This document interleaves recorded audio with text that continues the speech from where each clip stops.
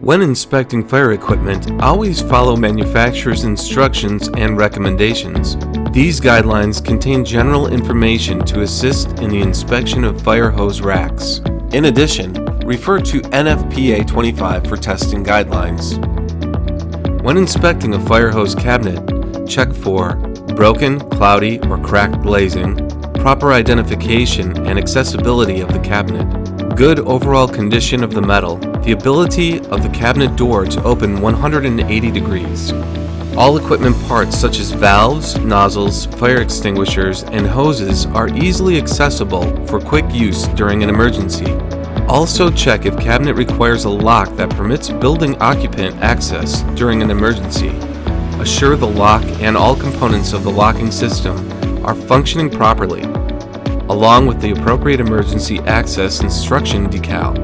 If any of these are not in proper working condition, repair or replace parts or components, or entire cabinets. Also, apply the appropriate instruction decal, remove any debris from inside the cabinet, and move items unrelated to fire safety, ensuring best access for use for a fire emergency. For a pin hose rack, be sure all folds are correctly placed over pins and, if semi-automatic, held by a retaining device. The nozzle clip is in place with nozzle correctly contained and mounted, and that the rack swings out of the cabinet at least 90 degrees. Re-rack the hose, repair or replace clips if necessary, and remove any material to allow the rack to open 90 degrees if needed. With an angle hose valve, check that the hand wheel is the proper size and attached to the valve, and replace or reattach if necessary. Also check that the water is supplied to the valve and not leaking. See NFPA 25 for testing guidelines. Repair or carefully replace correctly if needed.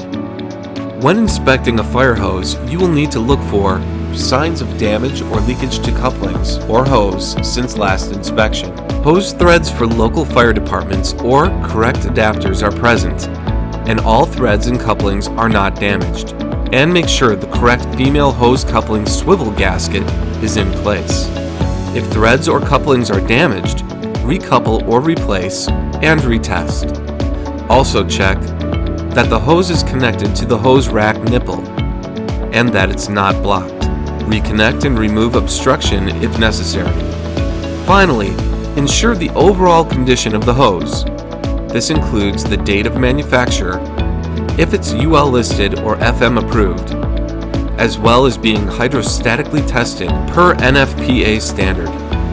If needed, hydrostatically test and remove any hose no longer in good condition.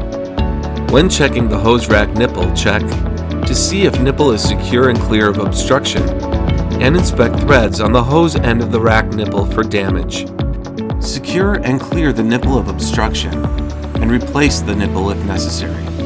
Finally, when checking the nozzle, look to see that the nozzle and gasket are in place and in good condition, and that the nozzle is proper for the potential hazard involved.